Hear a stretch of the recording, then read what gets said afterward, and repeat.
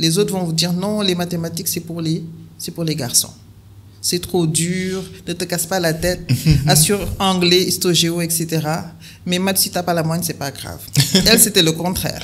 Ouais. Elle nous disait non, non, non, non. Vous êtes aussi intelligente que les hommes. Vous êtes capable. Donc, allez-y, au devoir de maths, fais tes exercices, vas-y. Si tu ne comprends pas une chose, demande au prof qui t'explique. Donc, elle nous a coachés dans ce sens-là, à aller au-delà de ce que nous, on entendait dire, ou bien parce qu'en tant que femme, quand même, dès l'enfance, on a entendu dire que les mathématiques, c'était pour les hommes. Pour les hommes.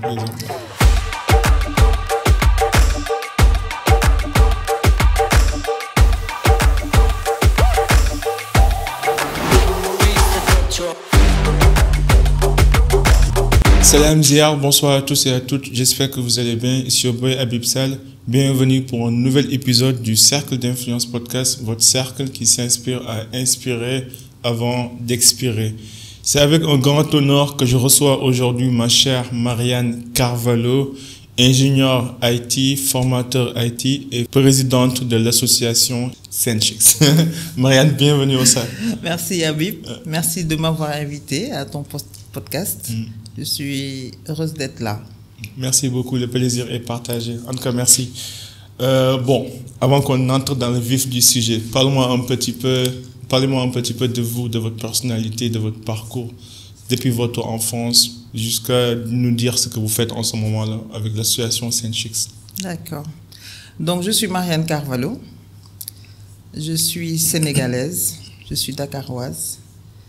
J'ai fait mes humanités ici. J'ai eu une enfance heureuse entre deux parents aimants, une fratrie. J'ai on est 7 ans. Donc j'ai des frères, j'ai des sœurs. Et mon enfance a été très, très, très heureuse, encadrée. On nous a protégés, on nous a éduqués, aussi bien côté formation que spirituel.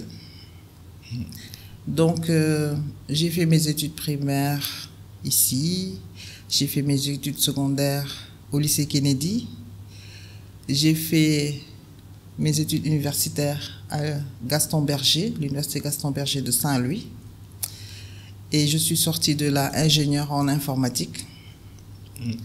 Donc, j'ai intégré après, j'ai eu à faire quelques expériences, je peux dire comme ça, dans des entreprises au Sénégal.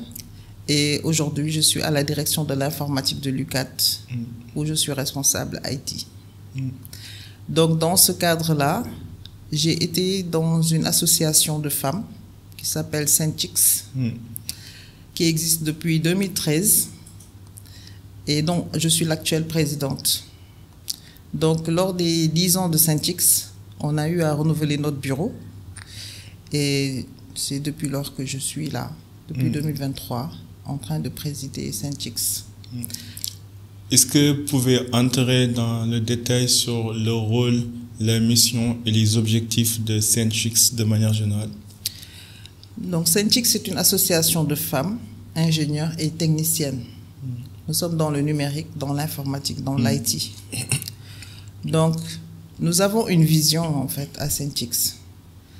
C'est pouvoir demain que toute femme puisse intégrer les TIC, le numérique, le digital dans sa vie pour pouvoir level up, pour pouvoir empowerment, c'est-à-dire pour grandir et pour être autonome, pour pouvoir se prendre en charge. Et dans nos missions, nous sensibilisons, nous formons, nous faisons des plaidoyers. Donc, nous formons des femmes à l'utilisation du numérique.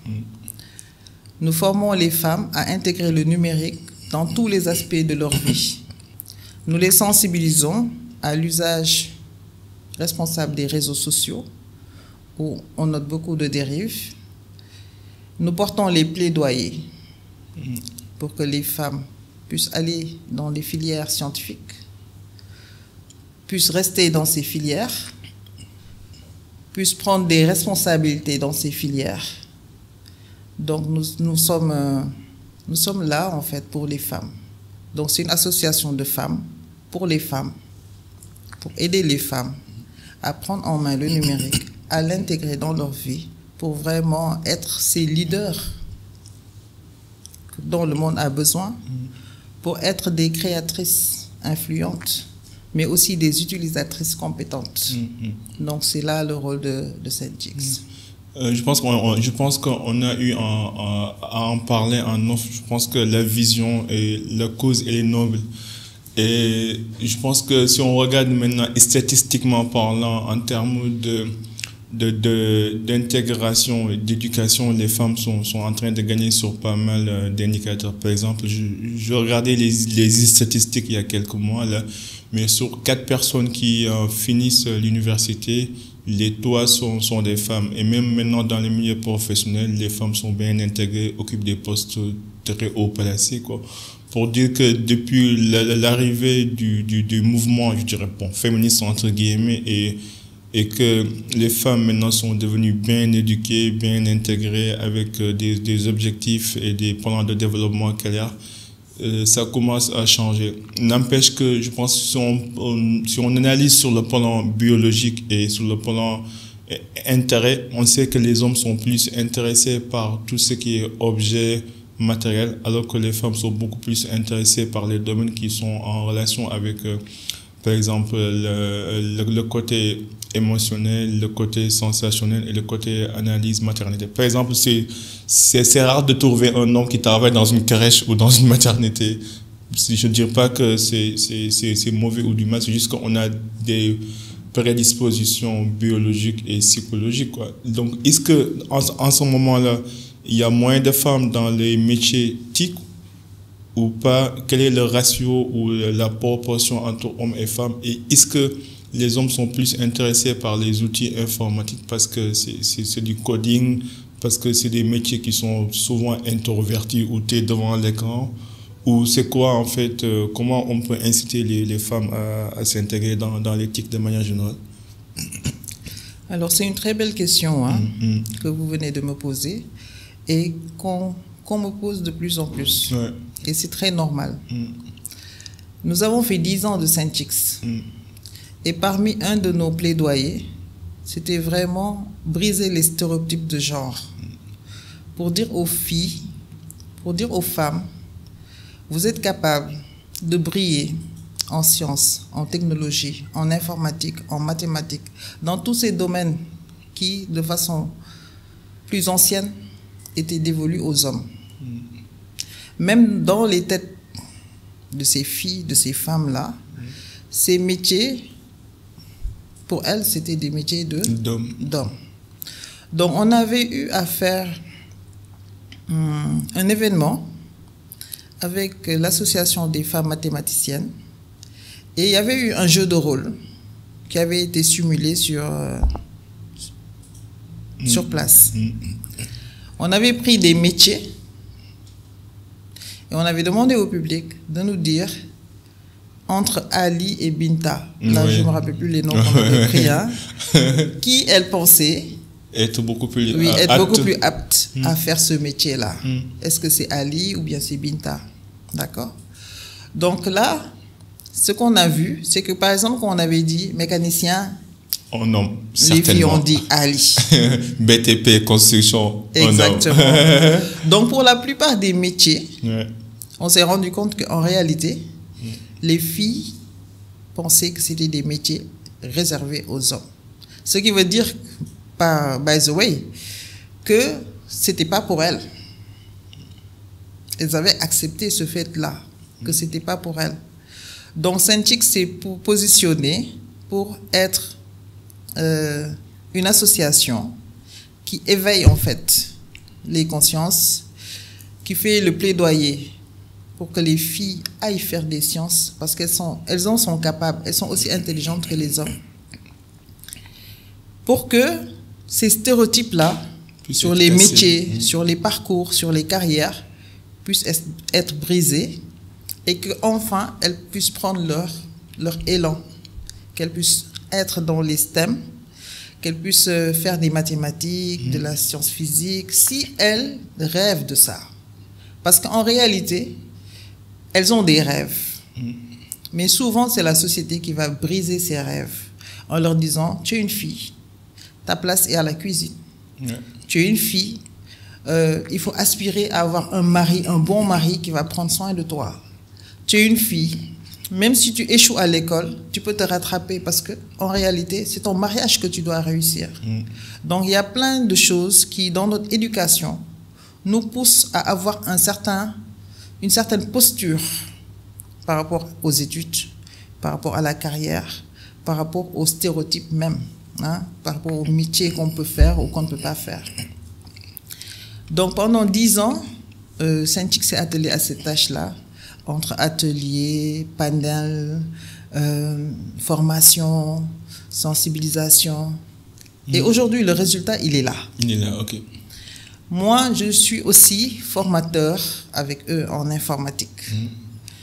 Et quand je rentre dans une classe de master et que je me rends compte que les filles sont plus nombreuses que les garçons pour un master en informatique, je dis Alhamdulillah. Je dis c'est ok. Je dis qu'on a validé, on a pu faire, on a fait, et le résultat, il est là, l'impact est là. Et je le salue. Je salue, sur la même lancée, toutes ces associations de femmes, parce que nous ne sommes pas seuls à faire ce qu'on fait.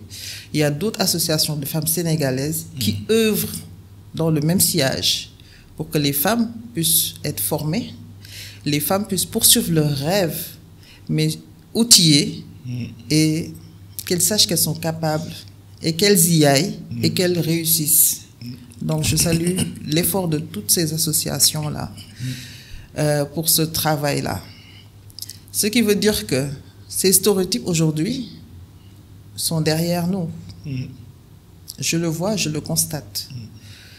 Donc, les enjeux, ils sont ailleurs en réalité aujourd'hui. Aujourd'hui, les enjeux, c'est dans le leadership. C'est occuper maintenant les places de décision dans les entreprises, dans les organisations. C'est y aller, c'est oser, c'est se positionner, avoir des rêves de carrière, avoir des parcours inspirants pour demain, pouvoir inspirer la génération qui vient. Et c'est vraiment ça notre vision, inspirer la génération future. Nous sommes des femmes dans les TIC. Quand elles nous voient parler, quand elles nous voient agir, quand elles nous voient faire, quand elles nous entendent dire, elles vont oser faire. Parce qu'elles vont se dire, voici des modèles. Donc c'est possible. Pourquoi pas moi? Et c'est important de l'incarner en fait, de l'être. C'est important de se mouiller le maillot pour que ça puisse arriver. Et c'est ce qui est en train de se passer. Non, je suis parfaitement d'accord, surtout sur l'idée du fait que moi, en tout cas, personnellement, je prône un monde libre où chacun a le droit de faire ce qu'il veut, indépendamment des cloisonnements et des barrières que la société souhaite nous imposer. Personnellement, j'ai 2 petites sœurs et j'ai une petite sœur qui fait de l'informatique. Et depuis le bas âge, elle a toujours voulu faire de l'informatique. Même quand on était jeune, je me rappelle bien, à chaque fois qu'il y avait des problèmes avec la télé ou avec les ordinateurs, c'est elle qu'on appelait, c'est elle qui faisait les réparations.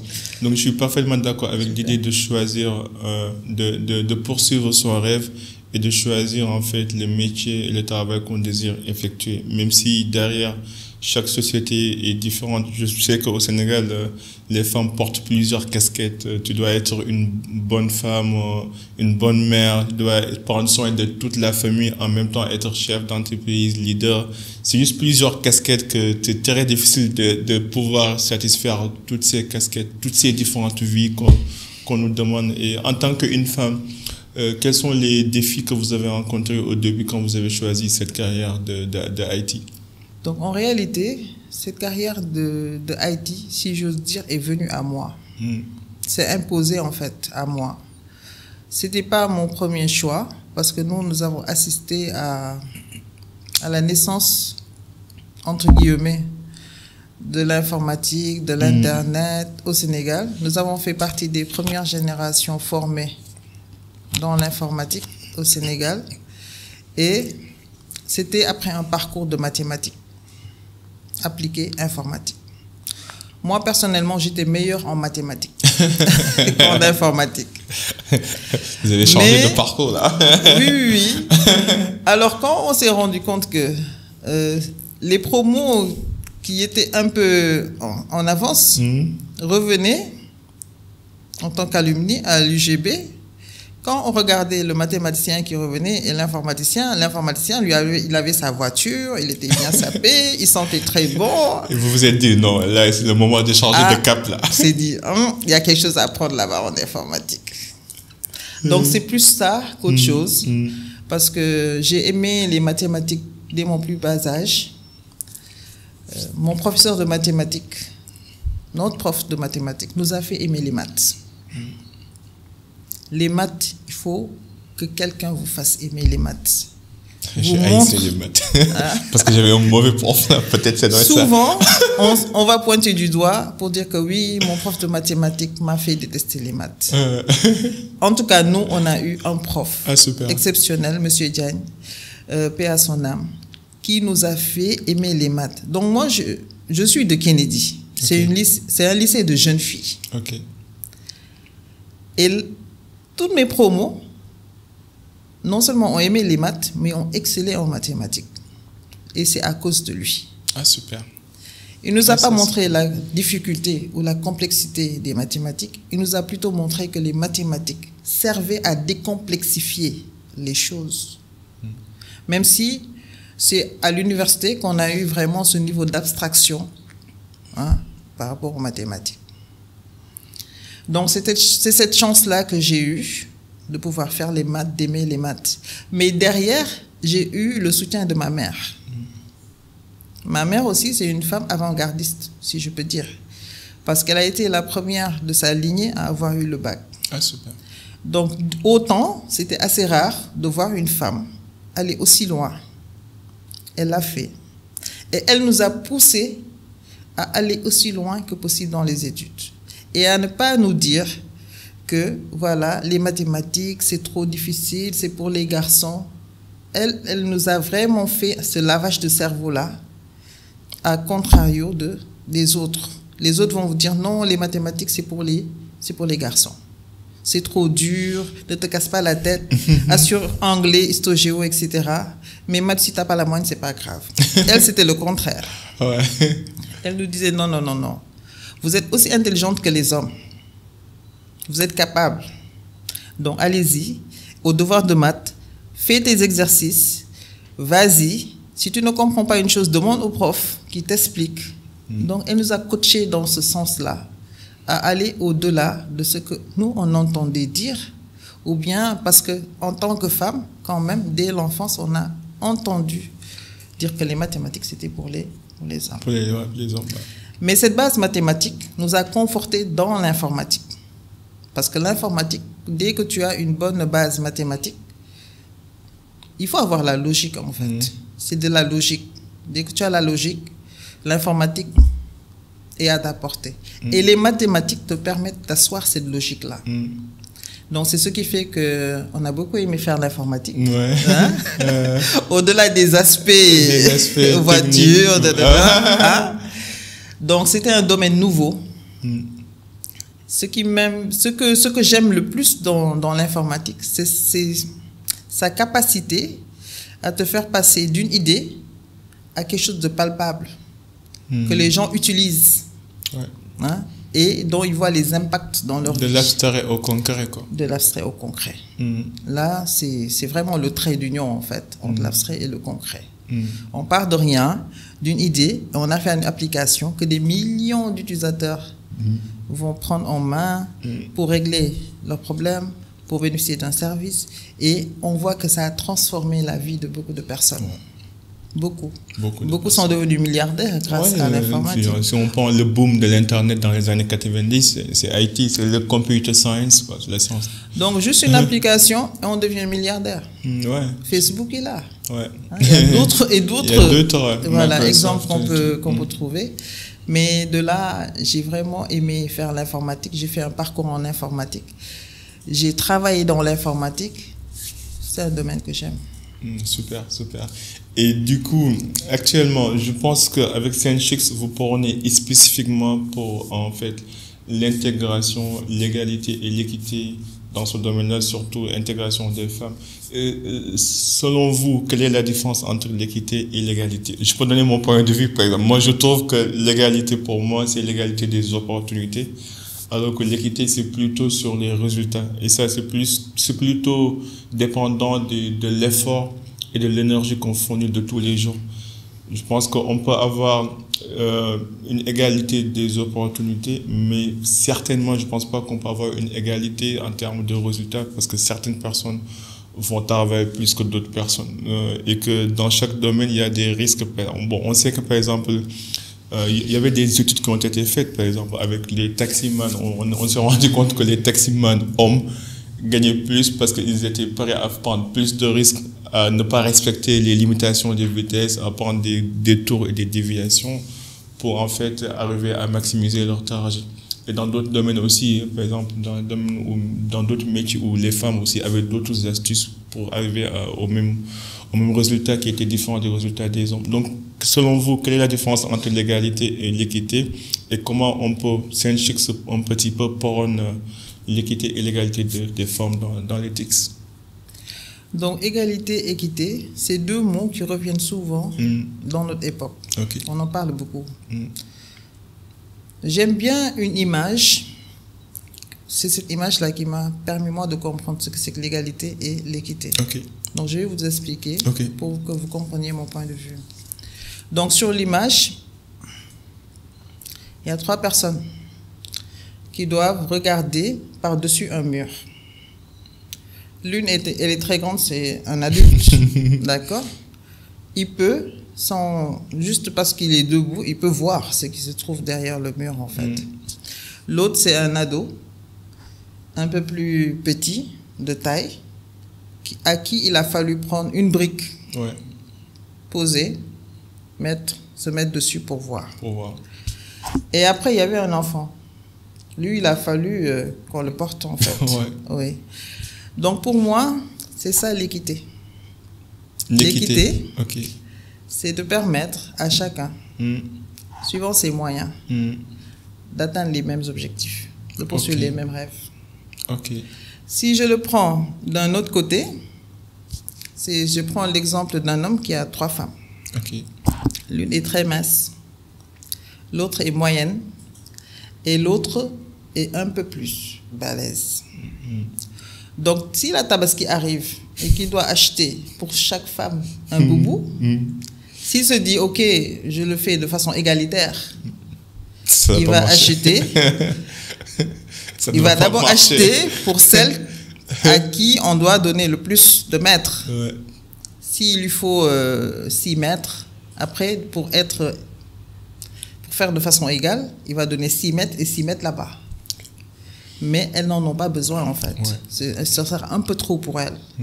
Donc, pour moi, égaliser, c'est mettre tout le monde au même niveau, d'accord? Mais l'équité va prendre en compte les différences des uns et des autres pour pouvoir leur donner ce qui leur convient. Donc, si je reviens dans le cadre de l'entreprise, égalité des chances, pour moi, les femmes doivent avoir les mêmes chances que les hommes. Parfaitement d'accord. Les postes, que ce soit des postes de responsabilité ou d'autres postes. Donc, pour moi, là-bas, on va parler d'égalité des chances. Si on parle d'égalité aussi, c'est à même diplôme, même ancienneté, même poste, avoir le même salaire. Je vais parler d'égalité. Mais si je parle d'équité, dans ce sens-là, ce sera plutôt... oui, vous êtes indispensable à notre entreprise. Vous faites grandir l'entreprise. À vous, on va donner une prime, des bonus, au prorata de ce que vous apportez comme valeur. Basé sur la méritocratie et sur la compétence. Sur la méritocratie et la compétence. Sur le résultat, en quelque sorte. Exactement. Comme je disais, quoi. Donc, aujourd'hui, il y a une approche genrée qu'on retrouve dans les entreprises, dans les recrutements, pour vraiment pouvoir donner cette chance aux femmes d'atteindre des postes de responsabilité ou même d'avoir du travail. Je trouve que c'est très bien. C'est très bien. C'est parfait. On avait besoin de ça pour pouvoir les tirer de là où elles étaient. Je suis d'accord. Et leur donner leur chance. Ouais. Maintenant, une fois dans le domaine du travail, c'est à elles de faire le job, d'aller chercher les compétences si elles en manquent pour pouvoir atteindre les objectifs et être aussi performants, sinon plus que les hommes. Moi, à mon sens, les femmes méritent même d'avoir un plus gros salaire. Ah ouais, vous êtes prêts à aller jusque-là? Pourquoi? Vas-y, allez développer. Je dis ça, je dis rien. Je dis ça, je dis rien. En fait, les études aussi ont montré que les femmes, à partir d'un certain âge, managent mieux que les hommes. Ouais, je suis d'accord. Même moi, je fais confiance plus à une femme qu'à un homme. Désolé les hommes, mais bon. Donc, rien que pour ça, on devrait avoir, dès l'entame, une prime spéciale, parce que nous sommes juste des femmes et que quand on fait le job, on le fait très bien. Ça, je pense que ça va être en désaccord avec tout ce que vous défendez en termes de principe. Donc, alors, faut pas naviguer sur ce terrain-là. C'est mon opinion. Ah, je suis d'accord, je respecte. Et je le dis, une femme, à mon avis, manage mieux que l'homme. Parce que aussi, dans notre éducation, nous avons été dans le management. J'aime donner l'exemple de la cuisine. On nous met à la cuisine. On nous fait apprendre la cuisine en tant que femme. Peut-être pour d'autres objectifs. Mais quand nous sommes dans la cuisine, nous avons des objectifs à atteindre. Nous avons des délais à respecter. Nous avons des ressources à gérer. La priorisation des tâches. Mettre en parallèle les tâches pour pouvoir atteindre les objectifs, pour que les délais soient respectés.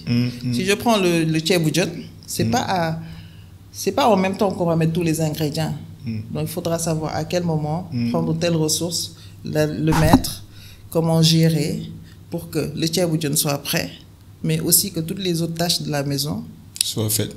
Il y a du management, de la gestion, de la planification, de l'ordonnancement. De projet. Ouais. Donc, rien que ça, sur des années, on nous a formés à ça.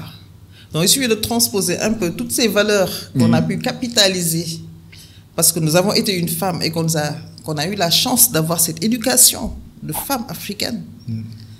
Dès qu'on le transpose et que vraiment on prend en compte tout ça, on va voir qu'on performe. Les femmes sont d'excellents managers. Et ça, surtout en termes de gestion émotionnelle aussi, de maturité émotionnelle, de l'intelligence émotionnelle. Alors, l'un dans l'autre, ça fait que nous sommes des leaders. Maintenant, Saint-Chix, pour répondre à la deuxième partie de la question, va mettre en lumière, en fait, toutes ces capacités. Va aider les femmes à être plus compétentes dans le domaine du numérique. Déjà, pouvoir utiliser l'ordinateur. Rien que ça. Après pouvoir utiliser l'ordinateur, pouvoir appliquer, pouvoir prendre dans l'informatique, dans l'Internet, dans tout ce qui est actuellement tendance, l'IA, la 5G, pouvoir tirer ce dont elles ont besoin, l'ajouter à ce qu'elles sont en train de faire pour aller encore plus haut dans les résultats qu'elles visent, qu'elles soient informaticiennes ou pas. Parce que la vendeuse de tchaf, qui de façon traditionnelle se met à un coin de rue, fait ses tchaf, peut utiliser la puissance du digital aujourd'hui pour amener cette vente à un autre niveau.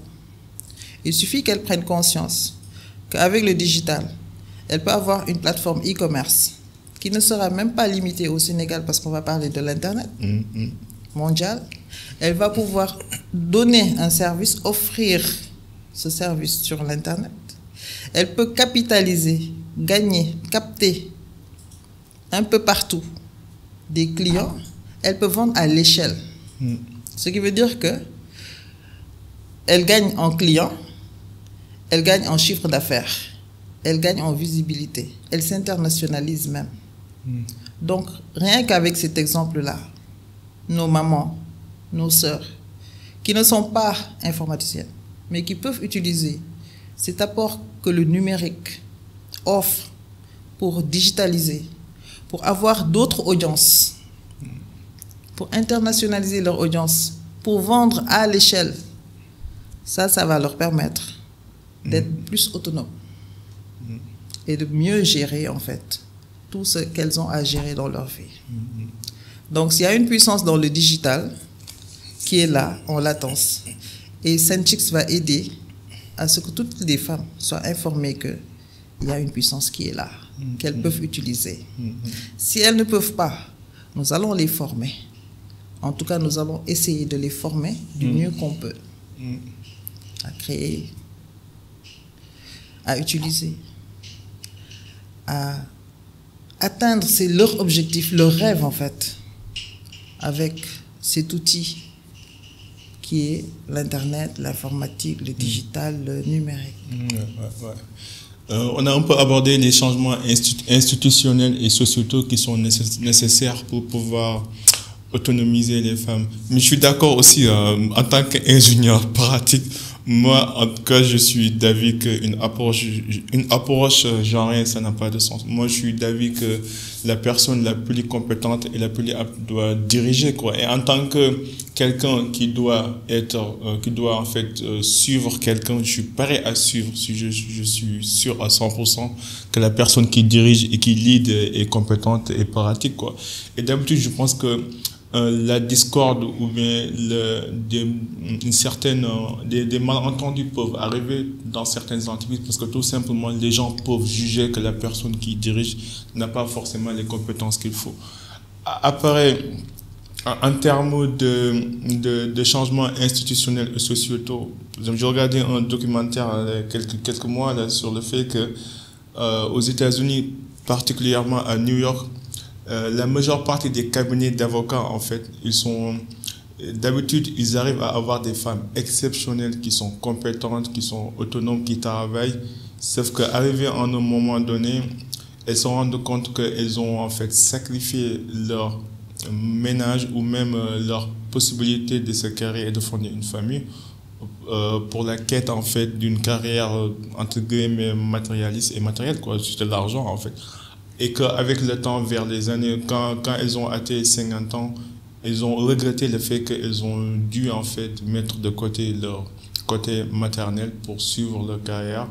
Alors que derrière, si elles avaient le choix ou s'ils pouvaient revenir en arrière, elles auraient fait autrement. Et je pense que actuellement, c'est vrai qu'il y a des changements institutionnels, sociétaux qui ont été faits pour permettre aux femmes d'avoir des congés de maternité, de pouvoir revenir et de pouvoir continuer aussi leur carrière professionnelle. Mais quels sont les freins ou bien les changements davantage qu'on peut faire pour permettre aux femmes de ne pas devoir choisir entre leur vie personnelle de maman, de femme, de foyer et leur carrière professionnelle, quoi? C'est vrai que, en tant que femme, ce que vous dites arrive. Il y a des femmes, elles n'ont pas pu trouver cet équilibre entre certains aspects de leur vie. Et c'est vrai qu'après, si un choix a été fait, et que puisque chaque choix a des conséquences, si après on se rend compte que les conséquences n'ont pas été bénéfiques ou bien à la hauteur de nos ambitions ou bien de nos rêves, on peut avoir des regrets. Je pense aussi qu'on peut mener les choses en même temps, en parallèle. Parce qu'être une femme, c'est un fait. Ouais. Nous sommes femmes. C'est fact. C'est fact. Donc, mener une carrière, c'est une volonté, c'est un choix. Pour moi, il ne doit pas y avoir de conflit entre les femmes que nous sommes et les carrières où nous nous projetons. S'il faut être aidé pour pouvoir atteindre cet équilibre-là, j'ai dit oui, que les gens nous aident. Alors, par les gens, je vais dire nos maris, Ouais. je vais dire nos pères, Les institutions aussi. je vais dire nos frères, je vais dire nos supérieurs hiérarchiques, je vais dire tous ceux qui lead dans les organisations. Et peut-être pour nous aider, c'est juste nous comprendre en tant que femmes, qu'en tant que femmes, nous portons la vie, qu'il y a des périodes où nous ne sommes pas à nos 100%, et que cette période doit être mieux gérée, peut-être. Dans le mois, on peut avoir une période aussi où nous ne sommes pas à nos 100% de capacité. De capacité, ouais. Donc, pouvoir inclure cette compréhension dans les lieux de travail, dans nos vies, en fait, et l'entourage puisse nous comprendre. On demande que ça. L'autre partie, c'est nous-mêmes. C'est à nous de gérer, en fait. Et gérer, c'est quoi? C'est se connaître d'abord. Connaître nos phases où nous sommes pleins d'énergie. D'autres phases où nous sommes moins énergiques, donc moins performantes. Et ça, c'est du fait de la nature de femme. C'est aussi pouvoir capitaliser sur cette énergie féminine que nous avons. C'est tout ce volet émotionnel dont vous parliez. Ouais. Hein, pouvoir vraiment savoir qui nous sommes. La femme doit se connaître. Et dès qu'elle se connaît, elle va se rendre compte qu'elle est puissante. Les femmes sont puissantes. Ça aussi, c'est mon avis. Ouais, je suis d'accord. Donc, je me dis que le leadership, aujourd'hui, c'est pas juste diriger. C'est aussi avoir une vision. Et pour que cette vision prenne vie, prenne forme et qu'on voit les résultats, il faudra être ancré quelque part. Donc, on revient à la connaissance de soi, le développement personnel, pouvoir s'organiser, avoir des soft skills, la gestion du temps, hein, comment manager. Je suis informaticienne, mais il y a des domaines que je dois aller explorer. Le côté communication, comment gérer les émotions, comment gérer les situations. Donc, intelligence émotionnelle, situationnelle, communication, organisation, gestion du temps. Il y a plein de choses, de domaines, pour ne pas dire de choses, plein de domaines où les femmes doivent aller s'investir. Je pense que, bon, désolé de vous couper, mais l'autre aspect aussi, c'est que, comme si on se base dans le game theory, quoi, dans la théorie des jeux, c'est que le travail, ça a toujours été un jeu depuis la nuit du temps qui a été carré par les hommes, avec les règles et les principes de jeu homme, où en fait c'est plutôt fondé sur la gestion qui est axée sur les résultats plus gain quoi, du genre testostérone quoi, faites plus maximum avec moins de temps possible, gagner quoi. Et du coup, si on joue un jeu où on sait que les règles sont connues et ont été fabriquées et construites et éditées pour que ça puisse bénéficier à ceux qui prennent plus de risques, à ceux en fait qui sont plus à prendre, en fait à se donner plus d'efforts, plus de temps et même parfois sacrifier leur vie personnelle pour le nom du pouvoir, pour le nom du contrôle ou même de l'argent. Je pense que si on raisonne sur ce principe-là, on peut dire que d'une part aussi les femmes sont biaisées parce que le jeu dès le départ il est déjà biaisé. Parce que je vois pas mal, moi personnellement j'ai des amis qui après leur accouchement, en fait, elles avaient plus l'énergie débordante qu'elles avaient auparavant, quoi. Et du coup, comment elles se battaient avant au travail avec les hommes qui n'avaient peut-être pas cette contrainte là, c'est juste que là, elles n'ont plus l'effort de faire cette bagarre émotionnelle, mentale de tous les jours parce qu'il y a un enfant qui les attend chez eux. Ils ont une famille à gérer, quoi. Et du coup, naturellement, avec le temps, vous verrez que dans le milieu professionnel, les femmes, au moins les femmes qui sont mariées, qui ont une famille, ont tendance en fait à, je dirais pas baisser leur performance, mais juste à prioriser d'autres choses beaucoup plus importantes que le travail en tant que tel, quoi. Donc, est-ce que c'est pas le jeu qui est complètement biaisé? Alors, tel que défini, hein, tel que vous le dites, si le jeu a été créé par les hommes, au sens masculin du terme, et les règles ont été fixées par les hommes, au sens masculin du terme, il y a un biais. Je suis OK avec le fait que l'entreprise cherche à faire de la valeur, à faire de la richesse, créer de la richesse, et qu'effectivement, si on met moins de moyens, moins de temps, on peut atteindre les objectifs plus rapidement, et puis grow. Je suis OK. Mais pour moi, ces règles-là, est-ce qu'il faut les réécrire en tant que femme? Est-ce qu'il faut aller être in the place pour pouvoir les réécrire, pouvoir décider? Il y a un enjeu qui est là pour les femmes d'occuper des postes de responsabilité parce que peut-être elles pourront redéfinir le game. Je suis d'accord. Je suis d'accord. De toute façon, toute norme, toute réglementation est faite pour être changée un jour, quoi. Il n'y a pas de vérité absolue dans ce monde-là, quoi. À part le courant, mais je veux dire, les règles peuvent être changées, quoi. Moi, j'ai constaté une chose, c'est que l'approche genre aujourd'hui, elle est là. Elle est effective. Okay. Au Sénégal, il y a eu cette volonté politique avec le président Wade de donner cette chance aux femmes avec ce qu'on appelle la parité. Donc, quand on a un président, on a une vice-présidente. C'était comme ça. Ouais. Même moi, je travaille dans une multinationale, mais aussi, ils ont des quotas au niveau du CODIR en termes de répartition hommes-femmes, quoi. Et même en termes de recrutement aussi, ils ont des quotas dans le but d'intégrer le maximum de femmes dans les postes de leadership. Donc, c'est aussi ça, nous aider, hein, cette volonté politique qui va permettre, qui va légiférer pour que ce soit une réalité concrète. Mais après, il y a d'autres questions qu'on va se poser en tant que femme. En tant que femme, nous devons être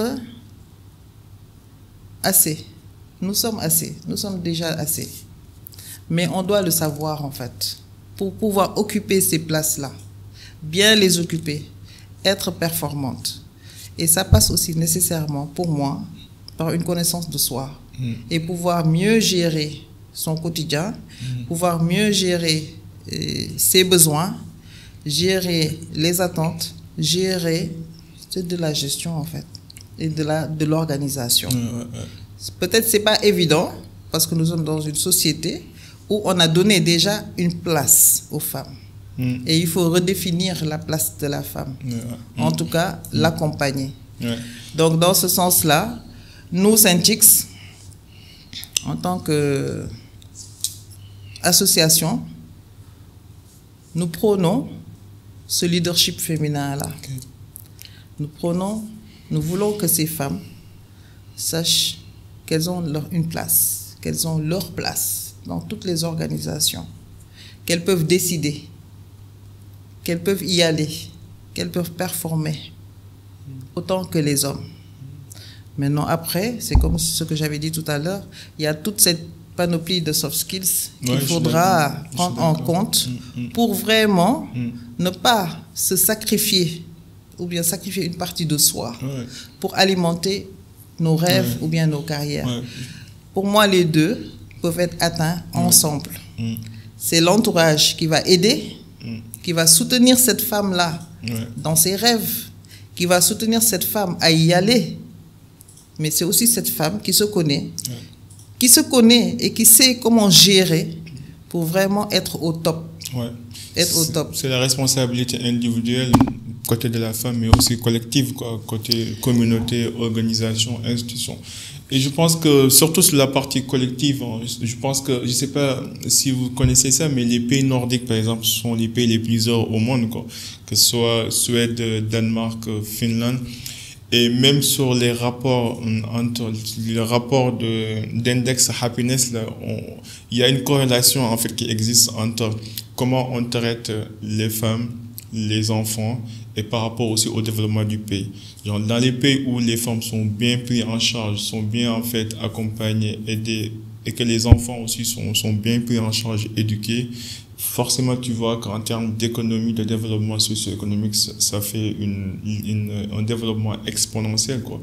Et du coup, je pense que si je parle de l'institution, par exemple, si vous allez en Danemark ou bien en Suède, vous voyez qu'en fait, l'institution a fait que les femmes, par exemple, déjà, elles ont des congés de maternité qui peuvent aller jusqu'à 2 ans. Et elles sont payées aussi pendant ces congés de maternité. L'éducation, elle est gratuite. La santé, elle est gratuite.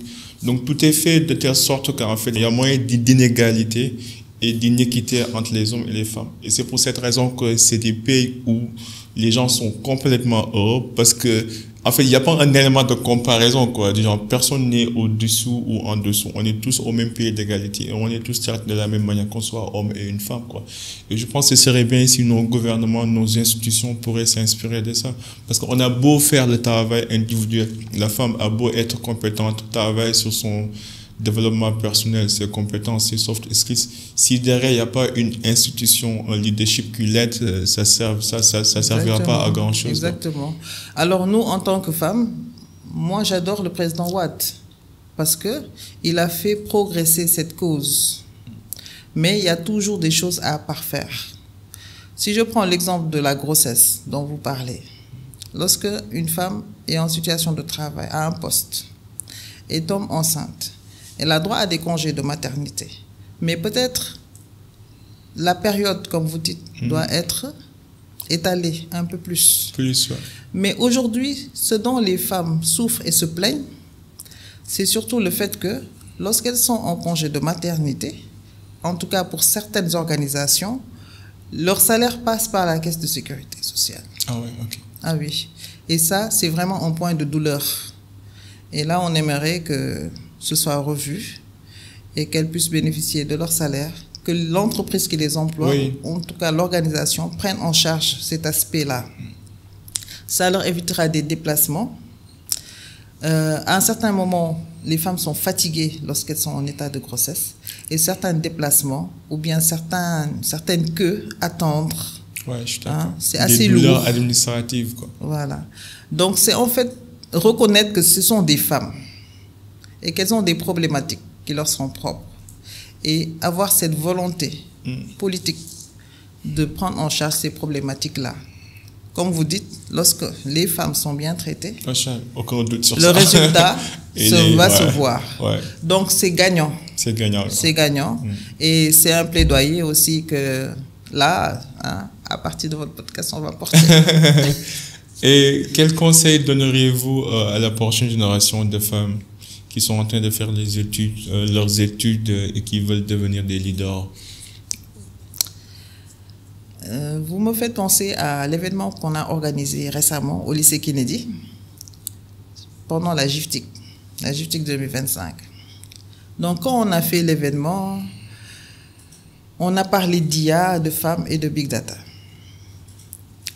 On a eu à projeter des vidéos sur les femmes ingénieurs, data scientists, data analysts, beaucoup de profils. Et on a eu à animer aussi un panel institut, côté formation professionnelle, orientation professionnelle, emploi des jeunes. C'était assez riche. Si nous étions partis sans que les lycéennes soient venues vers nous pour nous demander comment faire pour être ingénieur informatique ou pour faire de la robotique, moi, j'aurais compris que ce qu'on a fait aujourd'hui ne servait à rien. C'est juste pour dire qu'à la fin de l'événement, les jeunes filles nous ont approchés. Tata, madame, comment je peux faire pour être ingénieur en informatique? Comment je peux faire pour être data scientist? Comment je peux faire pour? Et là, elles nous ont proposé des problématiques en fait. Parce que certaines nous ont dit, moi je suis en L. Est-ce que je pourrais faire informatique? Et ça aussi, c'est un plaidoyer. Aujourd'hui, les séries S que les jeunes filles poursuivent ne doit pas être un frein à leur rêve. Okay. Si ce n'est pas possible au Sénégal, c'est possible ailleurs. Dans d'autres pays, dans d'autres contrées, on ne se soucie pas de ton bac pour être médecin.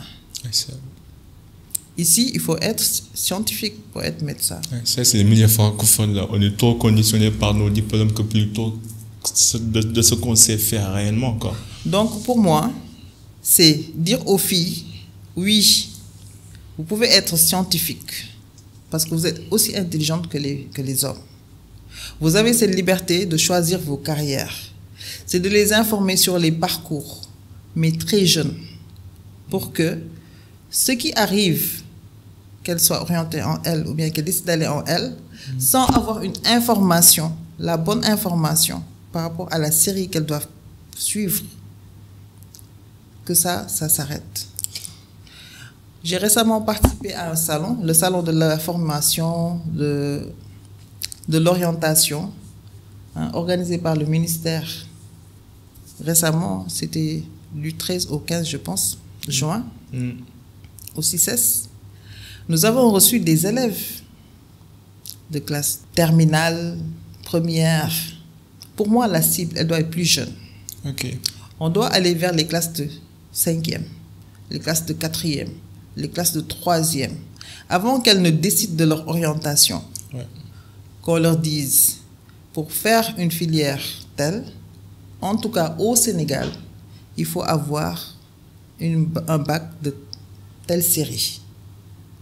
Ce qui fera que, si elles savent déjà ce qu'elles veulent faire, elles pourront aisément se focaliser. Par exemple, si on leur dit que pour être médecin, il faut avoir la série S, avoir une mention, non seulement ça leur permettra de décider par rapport à l'orientation, mais de faire les efforts nécessaires en mathématiques pour ceux qui font sciences physiques, en sciences physiques, SVT, toutes ces matières-là qui vont les faire passer en série S, de bien les travailler pour pouvoir y accéder.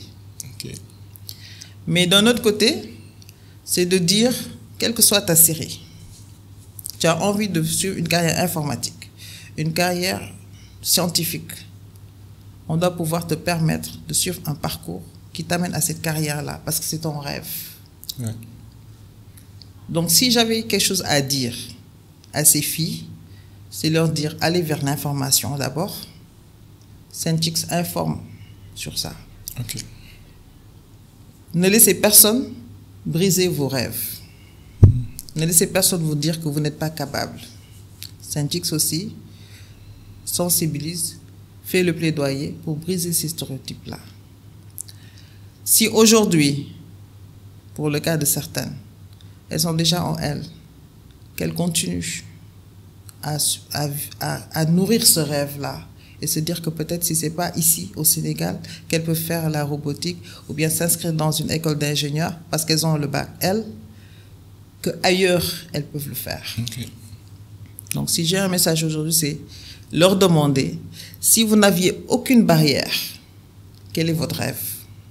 Ouais. Et les aider à poursuivre ce rêve. C'est une très bonne question, une question vraiment pertinente. Si vous n'avez aucune barrière, quel est votre rêve, quoi? Si vous n'avez aucune peur limitante, quel est votre Exactement. rêve? Et l'autre question, c'est qui est votre rôle ou mentor en termes de leadership? Ah. Votre modèle, je veux dire, ou mentor en termes de leadership. Alors, j'en ai plusieurs. Ok. Pour nos quelques. J'en ai plusieurs. Rapidement. J'ai des mentors hommes, j'ai des mentors femmes. Moi, je m'attendais à que des mentors femmes. Non, Ah non, non, non. J'ai des mentors hommes. Je pensais qu'aujourd'hui, on parle que des femmes. Donc, je commence par les femmes ou bien les hommes? Non, on continue sur la même lancée, les femmes. Ah. Non, je t'inquiète, comme vous voulez. D'accord. Donc, en termes de mentors, j'ai des mentors depuis l'enfance. Depuis l'enfance. Parce que pour moi, une mentor, c'est quoi? Un mentor, une mentor, c'est quoi? C'est une personne qui te prend par la main et qui te guide de par son expérience. Ok. Lorsque tu es confronté à une situation, tu peux aller lui parler. Ou bien quand elle te voit dans une situation, elle peut venir vers toi te dire, ok, lorsque j'ai eu à confronter ça, c'est comme ça que j'ai résolu le problème. Ok. Qui peut te donner des pistes de solution quand tu es dans le noir. Mais quelqu'un qui est vraiment là pour toi. Ouais. Donc, les mentors femmes que j'ai eues, c'est d'abord ma mère. Ma mère, elle nous a coachés, elle nous a leadés, elle nous a guidés. C'est une mentor pour moi. L'autre mentor que j'ai à Saint-X, c'est l'ancienne présidente de Synthix, Madame Ndoye Khoudjegay, qui a été la première présidente de Synthix, qui est membre fondateur de Synthix. Donc, elle, quand vraiment j'ai des questions par rapport au leadership, comment je veux la faire, qu'est-ce que je dois faire, quand, où, quand je suis vraiment dans le noir, je l'appelle.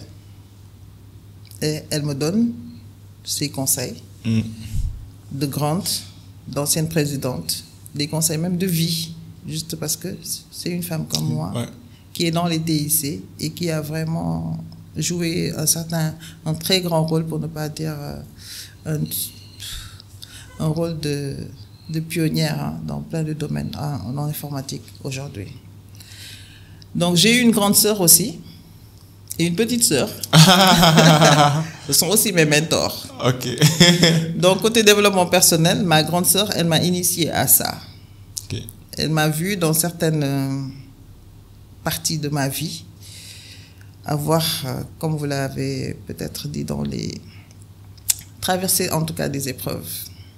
Donc elle est venue vers moi, elle m'a conseillé, elle m'a guidé, elle m'a donné des tips, elle m'a dit fais ça comme ça. Elle m'a donné des livres à lire, elle m'a mis dans des écoles où j'ai été coachée.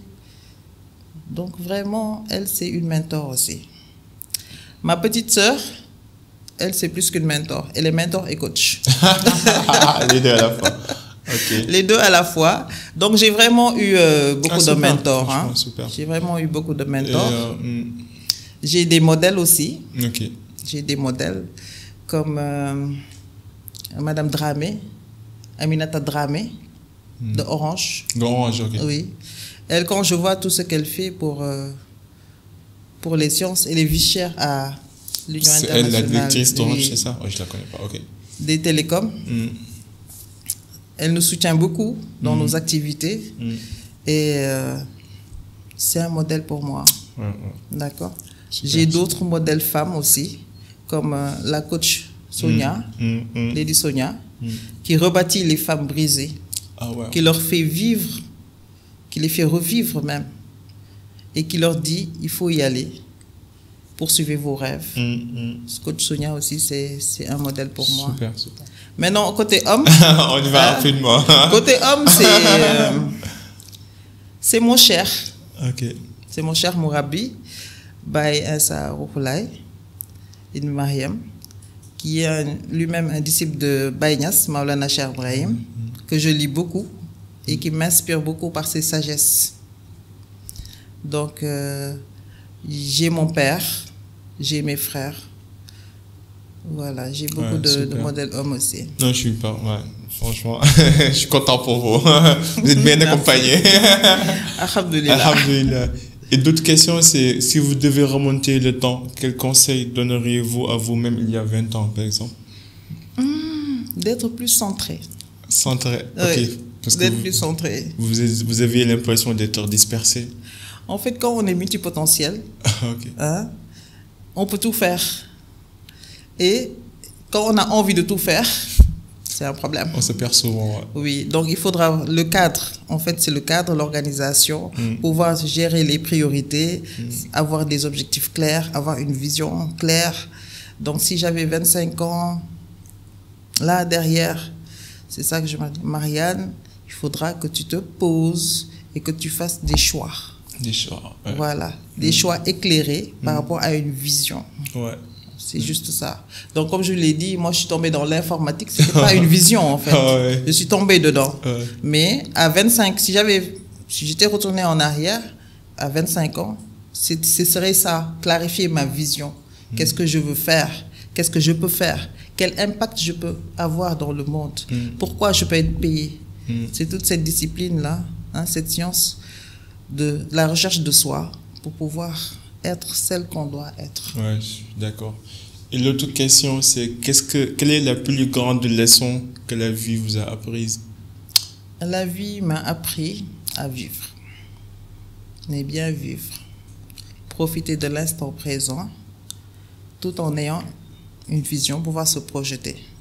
La vie aussi m'a appris le sens du pardon. Se pardonner, pardonner aux autres, ne pas être dans les rancœurs pour pouvoir avancer. On n'en a pas besoin. La vie m'a appris à être résiliente, à être patiente. La vie m'a appris à savoir que ce qu'on veut, si on s'y met, si on s'y forme, si on se donne le temps, les moyens, l'organisation qu'il faut, on peut arriver à construire, à bâtir, à réaliser ses rêves. Super. Et est-ce que vous avez une peur ou une insécurité que vous essayez actuellement de conquérir? J'essaie de ne pas avoir peur. Pensez-vous pas que c'est naturel d'avoir peur de temps en temps? C'est instinctif. On a peur. Mais moi, j'ai aimé une phrase qui a en fait transformé ma vision de la peur. Cette phrase, d'ailleurs, c'était un podcast audio. C'était dans un podcast audio que j'écoutais. Et la personne disait, la peur a frappé à la porte. L'amour lui a ouvert. Et il n'y avait plus rien. Ok. C'est profond. Très profond. Ok. Donc, j'ai compris. Parce que, en fait, nos inquiétudes, nos incertitudes, nos envies des fois, nos attentes, nous font aller vers ça. Parce qu'on va se poser des questions. Est-ce qu'on va y arriver? Est-ce qu'on peut y arriver? Quand? Comment? Où? C'est des questions, en fait, qui alimentent ces peurs-là. Mais une fois qu'on les identifie, on identifie ces questions et qu'on apporte des réponses à ces questions, facilement, on peut voir le chemin. Okay. La peur disparaît. La peur disparaît. Donc après, c'est l'amour. Faire une chose, c'est quelque chose, mais faire une chose avec amour, c'est autre chose. Voilà. Je comprends. Moi, le problème, c'est que quand j'aime trop, j'ai peur de le perdre. Et du coup, même quand on aime, la peur revient par la porte de derrière, là. Mais bon, ça, c'est moi. Non, je taquine. Je taquine pas non plus. Il faut qu'il se décide. Et oui, et est-ce que vous avez connu un échec particulier qui vous a marqué? Et qu'est-ce que vous avez appris de cet échec? Des échecs, on en a connu, comme tout le monde. On est passé par des épreuves, on est tombé, je suis tombée, je me suis relevée. J'ai été à un certain moment, j'étais à terre et je me suis relevée par la grâce de Dieu. Alhamdulillah. Donc tous ces échecs-là, moi aujourd'hui, j'ai une autre vision de tout ça. Je me dis que ce n'était pas des échecs en fait. C'est un chemin. C'est un chemin. C'est un chemin, c'est le destin.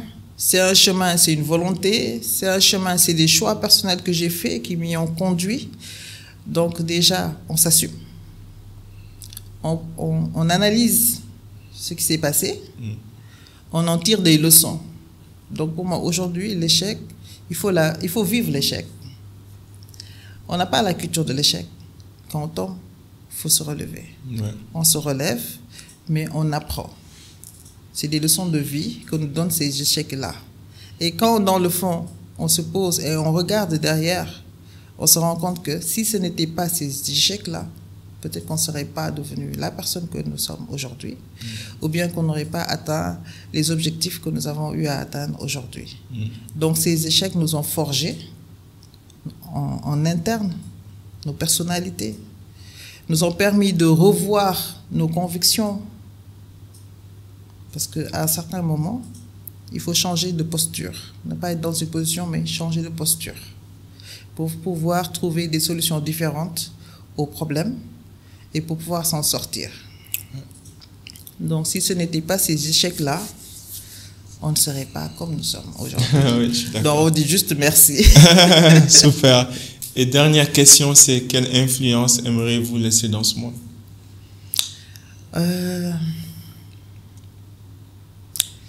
Il y en a qui passent et qui laissent des monuments. Hein? Ce sont des bâtisseurs. Moi, je les appelle des bâtisseurs. Donc, quand, de façon intemporelle, on retrouve ces monuments qu'on va visiter aujourd'hui de par le monde, certains sont appelés même des merveilles, je me dis que ceux-là, ils ont eu une vision.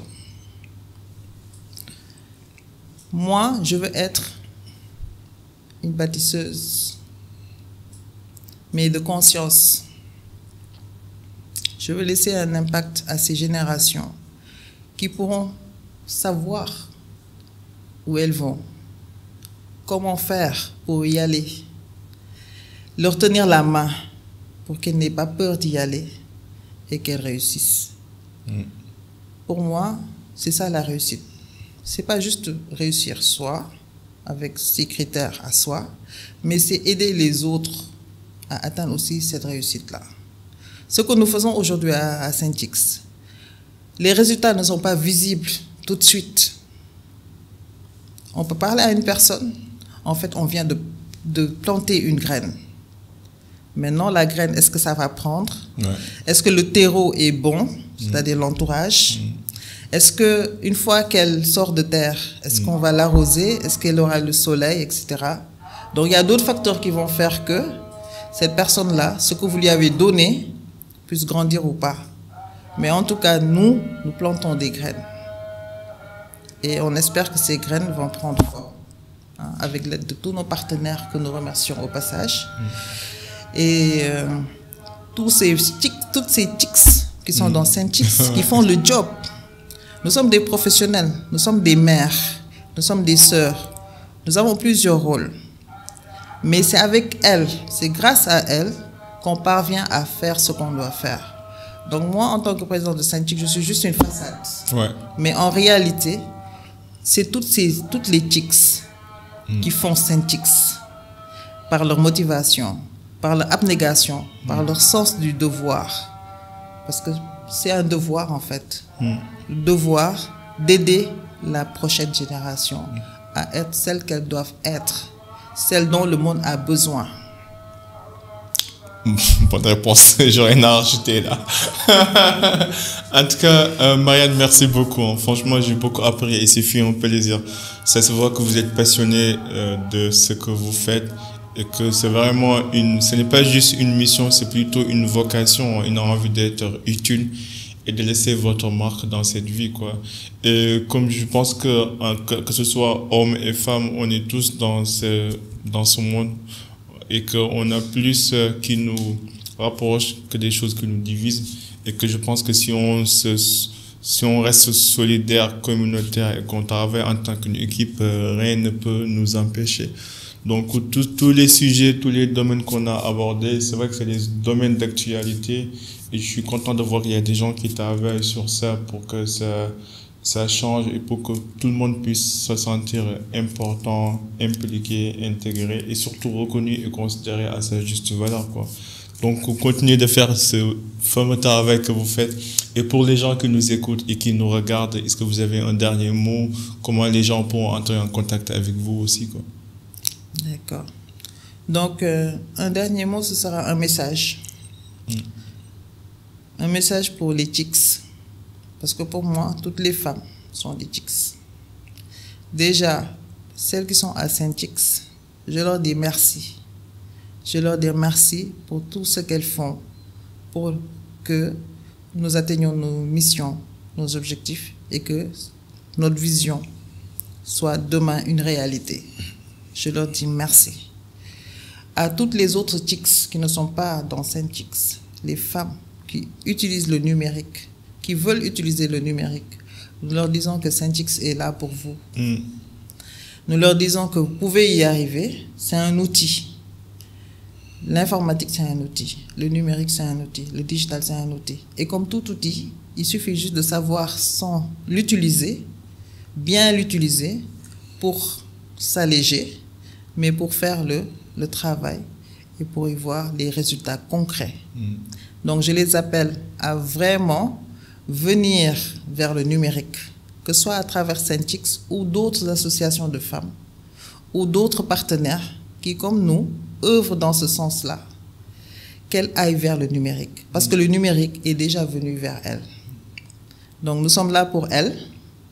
Nous serons heureuses de les accompagner à être ces utilisatrices compétentes qu'elles rêvent d'être, ces créatrices influentes et ces leaders incontestés. Donc, c'est ça le message que je veux laisser. Et aux jeunes filles, rêvez. Osez rêver, poursuivez vos rêves, donnez-vous les moyens d'atteindre vos rêves. Allez vers l'information, soyez curieuse. Mais aussi, connaissez-vous, développez-vous, aussi bien en interne qu'en externe. En interne, c'est le cœur, c'est la personnalité, c'est toutes ces valeurs, tous ces principes. En externe, c'est toutes ces compétences plutôt, qu'elles doivent avoir pour être à la place où elles veulent être. Parce que oui, nous sommes des femmes, nous avons été privilégiées par l'approche genre, mais c'est à nous d'occuper la place et de bien l'occuper avec des compétences avérées. Donc, ce sera mon message pour toutes ces jeunes filles. Bien dit. En tout cas, merci beaucoup. Comme d'hab, ici, c'est le Cercle d'Influence Podcast. On s'inspire à inspirer avant d'expirer. Donc, je mettrai vos liens LinkedIn et d'autres liens de l'association dans les show notes, comme d'hab. Et n'hésitez pas à écrire à Marianne pour partager avec elle tout ce que vous avez appris de cet épisode, mais surtout aussi de faire passer le mot par rapport à l'association, surtout pour toutes les femmes qui nous écoutent, qui font partie de notre audience. Merci beaucoup, Marianne. Ça fait vraiment un plaisir. Merci, Habib. J'aimerais juste, comme Habib, ajouter une chose. C'est qu'on doit être aidé. Nous voulons aider, mais il faudra qu'on soit nous aussi aidés pour pouvoir aider. Donc, c'est un appel que je vais lancer non seulement aux partenaires, mais à toutes les structures étatiques qui peuvent impulser, qui peuvent aider à la dynamique. Et j'en profite pour remercier toutes celles qui, de près ou de loin, ont contribué, ou bien tous ceux aussi, à la réussite de nos événements, à pouvoir faire ce que nous, on est en train de faire. Sans doute. Merci. Sans vous. Sans vous, rien n'est possible. Merci encore. Non, le plaisir est pour moi. Merci Merci beaucoup, les gars. À la prochaine. En attendant, soyez uniques, soyez légendaires. Peace and love. We out. Bye.